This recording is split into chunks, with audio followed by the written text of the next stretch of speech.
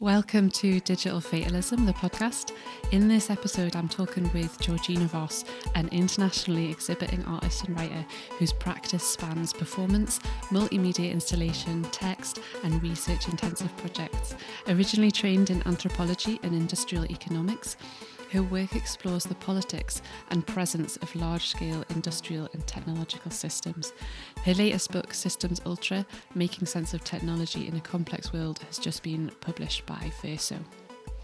And as I explained in the first episode, this series is about exploring different perspectives from artists, activists and researchers about what digital fatalism is. For me as an artist, I'm interested in critiquing current digital systems, tools and processes that make it very difficult to exercise agency, specifically when they channel a kind of fatalistic ideology that makes certain demands on and assumptions about who we are and the outcomes of tools like facial recognition and emotion recognition and the accuracy and authority with which these are granted. But I'm curious about how other artists and researchers are thinking about these areas. So, Georgina, thanks so much for talking to me about this. How do you interpret the phrase digital fatalism? For me, what that feels like as a term, digital fatalism, is a kind of the inevitability of digital technology. Like all things, all work, all processes, all life tends towards somewhere, something digital being inserted into it somehow. And that it's a very hard thing to push back on, particularly if it's coming through like a more powerful setting. So if you're being told this thing will be digitized, or we're introducing these things into our processes or our workflows, it's something that can't be fought back against. It feels technocratic or technocentric. But I think the fatalism part is really interesting because it's not just thinking about the power dimension of it or even the imposition of it, but the inevitability of it, of like this will happen. And there isn't really and there's nothing you can do in that process. And it feels like quite a visceral thing. I've certainly been in enough places where we've had like someone come in and say this is happening, or the implication that this is happening. And I guess also from the power dimension part of it, I mean, when I've been teaching, the frustration when students come in with an assumption that these are the digital tools on the table, and there isn't really a choice about it either. It's not even like inevitability is a lack of choice, but the lack of choice is there. Of like this is kind of how the world bends, I guess. Or this is the arc of history. It's the inevitability of this is where it is going, and you can't get off that train. It's something that necessarily foregrounds the power dimensions that come with technical systems. Of like this, not the kind of the wider discussions of technology is neutral, technology is not neutral, because that feels like an oversimplification. But it highlights kind of where these things get embedded into structures and institutions and systems as well, obviously. And also the kind of the impositional aspect of it, of what is lost, what freedoms are lost, what capacities are lost when something digital kind of enters the arena in an impositional way. It kind of, I think it's a necessary pushback to kind of techno optimism. And even when I'm thinking here of the Mark Andreessen, the Techno Optimist Manifesto that came out a year ago. And just the language of that. I mean, it's nothing new in that language, but there's something actually quite shocking, I think, when you're just like, oh, you are thinking in this way, you are very, very powerful, and you have the ear of people who are very, very powerful, and this is being offered up as something. It doesn't feel like hope, that kind of techno optimism. It really doesn't. So I think hope is something different, which is maybe something to explore as well. But it feels like this kind of aggressive cheerfulness, like forced fun. It's going to be a good time, but you don't have a choice about it. I came into a lot of this space many, many decades ago, partly through my own experiences of I started out in the sciences, I did biochemistry, and then I moved to science policy, and then eventually I went into art because that just felt like a better place to be and much happier. But in those spaces, like there is, I think, a very kind of, a lot of people go into those spaces because it's intellectually interesting, which it is. There's a sense of wanting to do good. It's very hard to think about how these things might be otherwise, and and particularly it's really hard, I think, to think about the kind of the tech for good stuff, and when you have a framing of it being optimistic and if not hopeful, but like the right thing to do, and you're like, but like someone grumpily saying, but it's not, it doesn't work that way. So a digital fatalism, I think, kind of really foregrounds that part of it, but also I think in a way the kind of the other accusation is like obviously that of Luddism, of which, as you know, historically Luddites actually were onto like a good idea, but like this idea of like, well, you just don't want this, you know, why do you not want the children to code? Why do you not want a better world? And I think it provides a knife through a lot of that in that way, which is really hard to talk about if this is a space if you're working in, but there's also kind of like how different disciplines or different institutions speak to each other with wanting to hear a message about digital fatalism if it's coming from from outside versus something that's coming from inside the room or inside the house as well. I'm really glad you mentioned the Techno Optimist Manifesto, but also thinking about who is shaping these conversations in the narrative. And I find it really unsettling, the relationship between entrepreneurs and policymakers and government. And the other thing that I've been thinking about recently has been spaces for refusal around AI rather than reform or critique. Yeah, I think that's kind of one of the papers I read recently that kind of helped me think in a kind of a really useful way was the one of AI as polycrisis. What it points out is like traditionally in all the literature about kind of STS and like the Brian Wynn stuff of like public controversies, what you're talking there is often about a single thing. So when it emerges, you can say, well, here are the farmers who understand what very crudely nuclear fallout would do to their sheep, or like here are the people who are in the middle of the AIDS crisis who understand the limits of the pharma and the biases of the pharmaceutical industry, but it's quite contained to one thing. And so you can kind of contain it in that way, and the idea of where a crisis comes from is it's contained there between publics and institutions and blah blah blah. But for AI, because it's everything and everywhere, suddenly it's really different. You don't have that relationship anymore. So I think to come back to your idea of refusal, I do see that, and I've kind of in spaces around creativity, it makes me furious. When it comes into a space like the sciences, you've actually got something quite, really useful in terms of protein folding and drug mapping. So there is a narrow use case for it, but it's like the problem is, which I guess is again the fatalism of what if it's everything? What if you've got something because it's digital, because it scales enormously, it can seep into everything? What if that is now being seen as a secret juice to solve everything, rather than it being something which has the very specific places it's going to work, and then the places where it is intensely harmful? That's a challenge for the fatalism thing and the refusal part, because when you're being asked, do you not want a good time? Do you not want this thing that's helpful? It's like, well, actually, it will be, but only in very specific places. But when it's being then offered as like a cure-all for all things, particularly given the propensity of technical spaces to assume that their models of understanding apply to everything, and what it means when you impose that, that's the part of the kind of refusal, which is like a much, then it becomes that very difficult conversation about what are you refusing and to whom, and what does it mean when you impose this kind of this way of seeing technically or technocratically onto another thing, which is not protein folding or something. Could you talk a little bit about how your work relates to digital fatalism? So you have your latest book, Systems Ultra, and also I recently came across the card game Futures Poker, which I was able to play at Middlesbrough Art Week. Well, the caveat, but the background is, like I said, I started in biochemistry, I moved into STS and science policy, and then in my early 30s, did a really hard left turn to art and design. So I came to that much, much later than a lot of people who kind of do their MFAs and start in their 20s.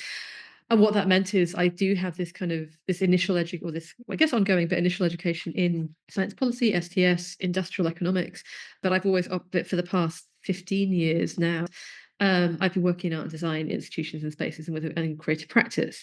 That's kind of the first starting point of like, it's always been the kind of the thing underneath everything else. I've always been really interested in how creative forms allow you to shine a light on the structures and mechanisms and the weird things as well within kind of, I think the institutions of technology is the best way of putting it. I know there are people in arts who very specifically will understand the coding mechanisms of machine learning systems or of, sonic forms or of Alexa or what have you. And I haven't done that. What I've done is kind of have that as a bit of it, but also specifically look at what happens, how these things get made, and then how the institutions and forms work with them. So I'm really interested in, I love the kind of both the creative, and creative forms just always feels like such a dry way of putting it. So the visual arts, performance arts, some multimedia and some installation work, and then writing as creative form as well. So writing for performance, writing for theatre as well. I like how it feels like that kind of shines a light back, but also cracks something open with it. So you can bring something to the forefront, you can recontextualize it, you can take it out of its utility function. I do think where there is a purpose in art, it is that kind of grounding, or it's the bringing the human condition into it. For me, so which for me includes narrative and storytelling, and to be honest, humor and in jokes and people being really stupid things, which is kind of not necessarily the functional part of any of this. But all of that is embedded into that the part of technology which is human, which is all of it. Even when you're talking about like the emergent properties of a complex system, like it's made by humans, somewhere along the line, it impacts humans, it's in human society, which includes the non-human part of it and the inhuman part of it. And a lot of that is human culture and human jokes. Futures Poker came out from the design studios I ran with Tobias Revel and Justin Pickard and Maisie Bowes, and that ran from 2014 to 2018. And our starting point for that was we had a cross section of all of us who had been trained up in art and design and STS and economics, working primarily with speculative design techniques to ask what happens when you take this out of the white cube of the art space or an arts school? What happens when you actually try to make it do work in some way? Until that point, a lot of the work that had been done in speculative design had been often contained within education, which is fine because that's actually, I think, genuinely where it works best, or it had been as exhibition work. And this was, I think, alongside studios like Superflux, we were curious about what happens when you actually try and make it do work. So Futures Poker was part of that. We had, I think, developed it on the fly for we're at some. This is Somerset House at the moment, where I'm calling from, where we had studio space, and I'm still here. They had an opening of their artist studios and we wanted to make something. In art spaces or design studios, the card deck is quite a common toolkit because you can do a lot with it. It's flexible in the same way that tarot is flexible. It can be what you want it to be. And we wanted to pull apart again, both, I guess, the optimism of technological stuff and also ground it and make it interactive again sounds so dry, but also have something that was like slightly ridiculous as well. And I don't mean that in that kind of well-meaning design studio use of playful, but something where it's like you can be outside of something which is very contained. So the card deck, as you know, we were basing it on the STEEP system, which is a foresight method, which is often very, very serious. You would go into with McKinsey or wherever and do a very dry analysis of what's your social things impacting your future, what's your technological, what's your economic, what's your environmental, what's your political, and those are fine. So we were just like, well, how do we think about that if we actually overlay some things on that in a future type way? So we picked out, and this was in 2017 or 2018, we picked out things which were at the time quite emergent and which are now, like 8 years later, less emergent. And we layered those out according to these things. We picked out time periods as well, which again are now like we're on the horizon of some of them and have passed some of them. And we picked out places as well, because place really influences how something happens. And we also, I think, in the card deck, you have the major cities. So I think Tokyo is probably there, San Francisco. But we also wanted like Swansea, we want, Middlesbrough. We wanted places that you don't tend to think about, or the kind of the big futures thinking, the big techno optimist thinking doesn't really get to grips with that kind of stuff. And one of the ways we played this has been, you have people who are playing, you get them, they think of an idea, or they have a starting point, and you give them one card, which might be climate change refugees, for example. Like how is your thing that you're thinking of going to be impacted by that? And we give them a time and we give them a place. And so that allows them to start, and they go up in their groups and they start mapping out or thinking about like what that influence is going to be. And they generally feel quite proud of themselves at that point, because they're just like, great, we've really thought about how our example is going to really be influenced by climate change refugees in Swansea in 2025. And you're like, or 2027, you're like, great. And then we give them another two cards, which are something from two other parts of the deck. And suddenly it becomes so much more complicated because you have all these intersecting factors, which are the intersecting factors of being alive, and slightly ridiculous. And it was that part that we really wanted to kind of push people on, or to get them to think in that way, and particularly that kind of the emergent part of the uncertainty part, which all of that it's quite easy to be optimistic or kind of like fatalistic about your thing. Like, it will happen when you've only got one variable to play with, and when you've got more than one, it's actually it can be quite distressing, because you're like, this is complicated, and you're like, it is. Welcome. I like how it gets played as like poker, because then that forces the narrative part, and particularly when there's like a time limit on it, people quite quickly get quite silly. And you also see this reflected if one person goes for a slightly ludicrous story, then everyone's like, oh, I don't have to. We've seen it when we've done it in policy spaces where people can be very dry and they really kind of fall back into kind of more persona type user-led work, which is almost like useful but can be quite inhuman in what it's doing, like the average user. But when you push people on a time limit and to make it ridiculous, then it does that. And it also as well, I think, reflects the limits of where this type of thinking falls apart. So we did a version of this a few years back now, pre-pandemic, with some students in Athens. And they were architecture students. So they were using this to think about future urban landscapes, future architecture, but also like just generally to kind of push back at the architectural educational model, which also can be quite necessarily technical, but can be quite inhuman. And one of them pulled the deck of, it was something like a theist state, so something where religion rules, where you've had an economic crisis and there was something else. And they were like, well, this is Greece, right? This is Greece in the year of our Lord 2019. So you're just like, oh yeah, this stuff which is seen as like, which is a classic like speculative fiction thing. The thing is, it's seen as quite strange. It's like, no, it's not. It's not strange. It's just somewhere else. So again, there's this flattening part of the digital fatalism that kind of imposes its worldview. And I think an example of this, which was not, I don't think we did it with Futures Poker, we did do it as a client job, was a future of transport project we did with the Department for Transport and Superflux again a while back. And a lot of, I mean, you see this with Elon Musk, like a lot of future transport stuff is reinventing the bus, or it's like, autonomous vehicles for everyone.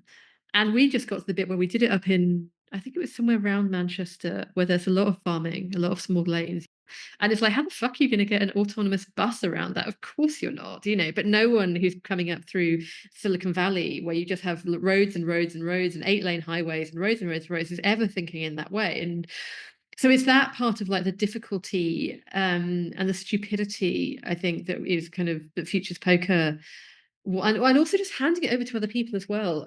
Again, just for transparency, like we made this open source when we wanted it to be handed over, that anyone could play with it. It's been translated into other languages. People will update it. When we were speaking to Middlesbrough Arts Week about involving it, and they asked, do you have a fee for this? We were like, no, if you want to invite us and pay us to do it, we will facilitate. But also, you don't have to like save that 300 quid and give it to the festival. That part also feels very much like there's this closure around forms of futurism, where it's just like it's held within a kind of a bounded model, which also then necessarily bounds it to the people who are running it and how they see the world as well. And we live under capitalism, but that was kind of the choice that we made with it as well. For the book, we'll talk about this. So the book came out of a bunch of different things. I had done at that point, when I started like pulling it together in 2018, so again, a while back now, 6 years ago, I had done by that point a bunch of artworks of installation work and performance work, some collaborative, some not. And I'd also had the research I'd done for my PhD, which was on pornography, the pornography industry. It had always felt like I'd known I'd wanted to write something, but I'd known that I hadn't wanted it to write it about a specific technology or a specific thing. And I was a bit at sea about what that was going to be. And there had been the thing of making art projects where I do a lot of research going into them. The background, you have the kind of the technical or the craft-based research of, how are we going to make this thing, or is this going to be something different kind of techniques that we're working with here, or something, and there's that part of it, which, then there's the actual production of like the actual process of an installation, or the process of coding, or the process of interviewing, or the process of filming, or even the process of performing. And then there's all the other research that goes into the background, which is, for me, a lot of it comes from both the archival research and the stuff that I did, I guess, in social anthropological research or arts-based research. And then you make the thing, and the thing itself is a performance, or it's an installation, or it's a card deck, and it exists, but it kind of, you have this extra body of work, which is not the thing itself. And I had all this stuff, and some of it had been like the hangover from my PhD, where my PhD was on the pornography industry. I looked at how they innovated technology, given that they're stigmatized. And it was like quite difficult research because, as you can be, I'm sure you're aware, it's like getting that material is not easy. So I'd spent a lot of time in America. I'd been to trade fairs there. I'd collected a lot of swag, the bits you get at stalls.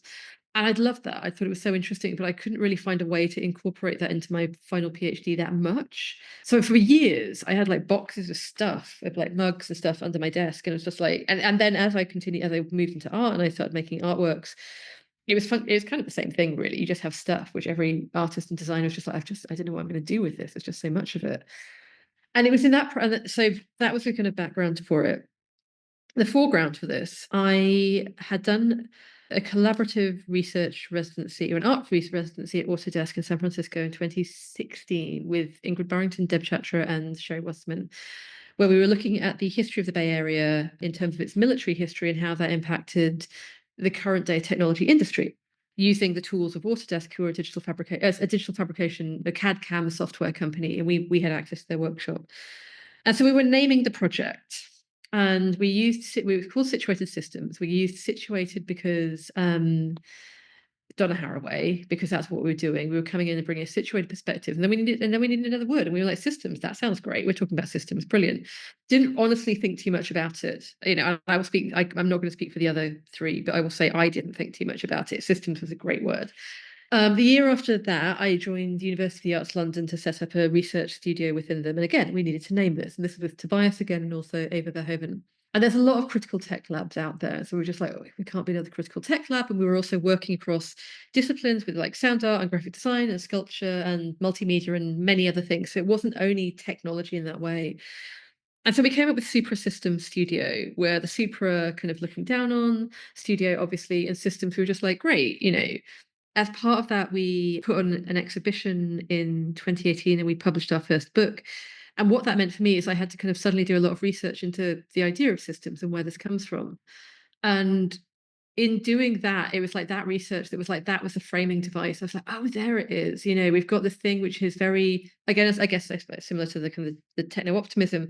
The idea of systems is if it carries a lot of scientific authority and technological authority with it as a word. Its history is super interesting, where it comes out of as it's in Western thought, but then how it has then been imposed through Western thought, both through the Renaissance, through Galileo, and then particularly through cybernetics as well, and how it comes out of that through the Cold War.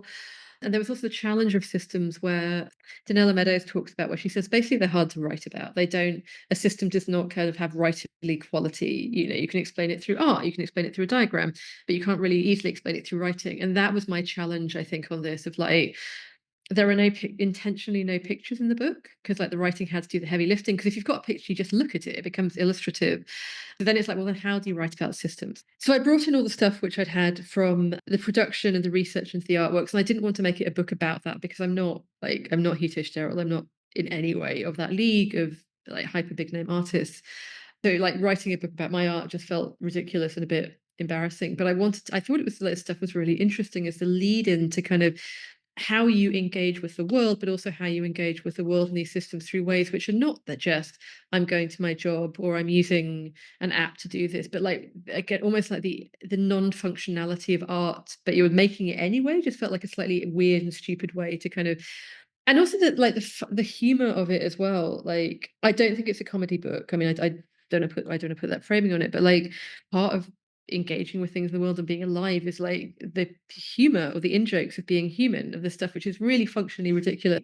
And it was all, and that they've kind of trying to get to write about that as a way of like being like, this stuff is here, and if this is how we engage with being human, and this stuff impacts on us as humans, then that's kind of in writing, and also to make you want to kind of engage with the writing, like, which I think has for me some overlaps with performance of theatre, of like how like functionally, how do you keep the audience's attention? You know, there's like obviously durational art, which is like pushes at that and really challenges it critically, and there's Brecht and what have you, which is like does it in a different direction. But you know, there's also, if you're getting people in front of a book or in front of a theatre place as an audience in whatever way, how do you keep them reading? How do you stop them from walking out at the interval? And that was the part I wanted to kind of test at least. And I think in that part of it, it was interesting. I gave a bit of a talk on this like at UCL. I got one of the questions I got from one of the folks there was on humor, and he said, which I think actually comes back to this conversation. And he said, well, you know, you talk about humor here, and like humor both in the book and humor in your artwork and performance work. Like, how is that different from the humor in scare quotes of Silicon Valley, you know, where it's a very contained and controlled type of funny. It can be a very mean type of funny. I'm thinking about Elon Musk particularly, but it can also be a very unfunny kind of funny as well. So there's that part of it. We've got different types of humor, but I think also what I've been thinking about, I don't know if this quite sits here, but like in performance work in particular, performance theatre screen, there's a line between humor and horror, which I think, to come back to fatalism, and they're functionally the same thing, right? Humor writers are often very good horror writers, and horror writers are often very good humor writers, and often they both exist at exactly the same time. So you have something like Bodies, Bodies, Bodies, which is very, very funny and is also a horror film. You have something like Barbarian, which is written by a comedy writer and is a horror film. And you have something like someone like Jordan Peele, who started as a comedy writer and now makes excellent horror. And what all these things both have is both a really acute sense of timing and but also uncertainty, like something which horror comedy really plays on is uncertainty, and horror plays on uncertainty. And I think in a techno optimistic view, there is no place for uncertainty because everything is just rolling towards the horizon. But in horror and comedy, you can play with that. But there's also the kind of like the outcome. And so one of the examples of this, which I can't remember who wrote about it, was like comedy can be a man falls off a building, and it's like that can actually be quite funny in the right way. And if they bounce, so you don't see the end point of it, it's just like, oh my god. But horror is the man falls off the building, and you see the human cost. You see the body on the floor. You have investment in that character. And horror comedy is when both exist at the same time. So comedy or humor, when you're thinking about techno optimism, allows you to play with that uncertainty of like, really, like there's something kind of like that really uncertain laughter of what happens if all borders become controlled, or like you can only get into like the place you're working with by smiling, or if you're dark skinned, you're not going to be recognized by any reader, like any kind of app reader, or like the enormous amount of like fraud that can happen. Like there's something really darkly funny in there when you're playing with that uncertain moment, but there's absolute horror in there when you lead it out to the human cost. And when you have those things that exist at the same time, then I think you have a really good in for like challenging this very sleek, playful, like techno optimism, which is really horrifying underneath it. Techno optimism and Mark Anderson and the other side of digital fatalism will not let you look at the horror. It will not let you do that. For all the thing of like the engine is, the train is coming out of the station, it doesn't do that.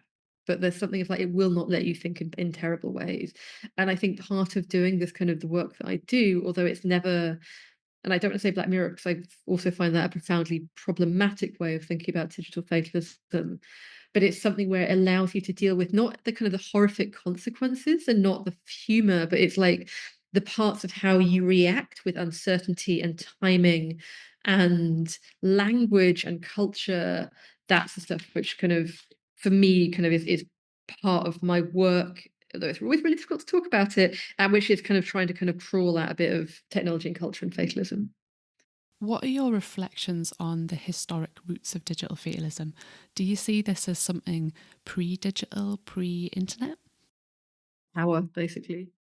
Technology concentrates power. Like that's a really simple way of putting it. Whether it's a form of manual power, if you've got a tool like a hammer, that makes it. It's a simplification. And I'm going to think about this poorly, but there's like a ton of like really good writers who I'm sure have written on this. So if you've got something which you have a concentration of power in the technology, and then you have a concentration of power in how the technology is rolled out. And I think that's as old as you like. But there's also, I think, the concentration of power culturally within institutions. And that also, in a way, sidestep whether the technology is real. I'm going to give the example of like the Renaissance in Galileo, because I think this is a really interesting, and it's also about this kind of decontextualization as well.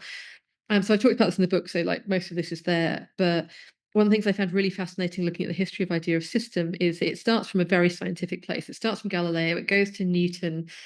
Both of them are saying, we're either talking about the gravitational pull of planets or the gravitational forces in the universe, and they use a systemic framework to discuss this, which is fine, great.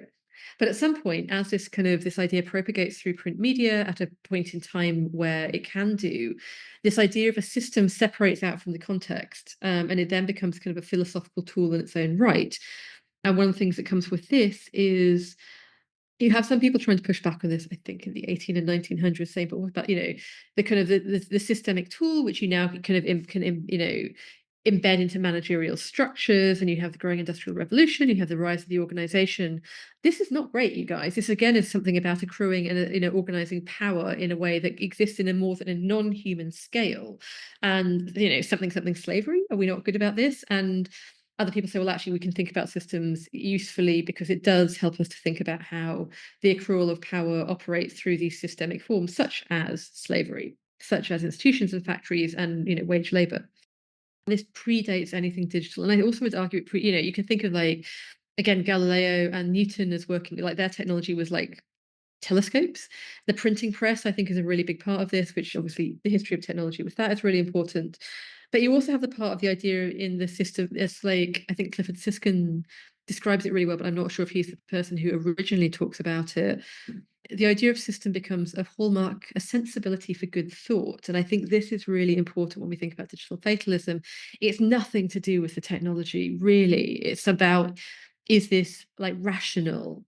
Is it masculine? Is it, despite everything that comes with that? And that, I think, is a really crucial part, which has nothing to do with digital technology whatsoever. It's just gone that way. And I think there's this kind of, I find it fascinating. The friends and I are thinking about this at the moment. I find it fascinating at the moment where you have this overlap of psychedelics and whatnot in Silicon Valley, which are ultimately non-rational, but are being rationalized into something that can improve productivity or just improve somehow. There's like some brilliant papers on this. There's one that kind of looks at that overlap between psychedelics and the test creel model, but through a digital technology framework, where she says, like, again, it's that imposition of this technological model and framework and this sensible way of thinking onto something which is ultimately losing your mind, like in the desert somewhere. But then it all can be contained in this way. So yeah, I do. I absolutely think, and I think my starting point in Western thought is Galileo and the Renaissance, and you can go back and like look also maybe the emergence of the Protestant church and kind of the imposition of the kind of the sacking of the monasteries, of what happens when you take mysticism out of the equation. So it's a really big thing, but kind of where those bits creep back in again is really interesting. Do you think that digital fatalism itself is inevitable? I think there is always something very appealing about a shiny new tool, always. And there is always something appealing about something which will make things easier, improve the quality of life. I think there is something now which, but I no, actually, no, I don't. I think again about the Luddites. I think about particularly how this sits against the introduction of medicine. Like the kind of, whether the contraceptive pill or something like that, kind of each new medical advance has had actually a real pushback in a way that you don't see for digital technologies in that way, I don't think, although I'd be really interested to see what you think about this. I'm thinking about kind of like the uptake of something like crypto, of like this thing, which is, I think this digitality has a kind of a seamlessness and a frictionless and a kind of a masculinity, whereas something when you're talking medically is of the body and fleshy and a bit weird. And I think where those two things intersect is also quite interesting. I've also just, rewinding a bit, the introduction of something like a washing machine, I think, is also a really interesting counterpoint. It's a technology. It's at the time was new. It was a labor-saving device. You have, it revolutionized at least gendered labor in that way of like how much time it took out of a day. You've got other parts, of course, about who does that labor, whether it's like white women in the home or women of color who come in, and kind of what that means in terms of outsourced laundry. But the technology itself, I think, is super interesting, and there's an interesting counterpoint for like how that was received. And one of the things I remember reading about with that was when washing machines came into wider use and became a little cheaper, and you could like plug them, you need electricity and electrical infrastructure too. Was that they were seen, there was this almost like female policing of them. Like, if you had a washing machine as a woman in the house, you were kind of seen as a bit of a slattern of like, do you not love your family enough to kind of like literally destroy your body and like take time out of your day by washing their clothes by hand? How dare you kind of take the shortcut here? To go back to work, into the workplace, women don't do that. So I think all the digital fatalism part of it, it never really has that. There's something about kind of whose time is it, what is it doing, whose time is it kind of easing, whose life is it easing, the extra labor that comes with anything around anything digital, and what the wider impacts, I think, are never really the thing that are thought about. Which is also, I don't think it's inevitable, but I think there is some quality of it, in particular the language that we have now and where it gets imposed. I think that's the kind of digital refusal or digital adaptation, I think, is so interesting as the part that pushes back on that. But I think that becomes interesting in terms of both how you can push back on that at a scaled level, and also policy responses as well would be something else I'd be really interested in looking at for this too. And I think maybe now, when you were asking about refusal earlier, it is very difficult to refuse. I think that's the point. Like, we're doing this on our respective computers. We're doing this with, I presume, quite a lot of proprietary software involved. Like, it's hard to refuse, but I think seeing the alternatives if not through the open source model, but I've been really interested in kind of like the Mastodon and Fediverse conversations that are happening now, a different type of hope. There was a thing I did a month ago or so, which I can't give you the context for, but where we were talking a little bit about hopeful AI, which just makes me want to die. But one of the things we were saying was like the early internet was kind of quite hopeful. So is there something there which actually is a really good model before shit got fucked up, but for way of thinking about this uncertainty and this messy and plurality and different modes of governance?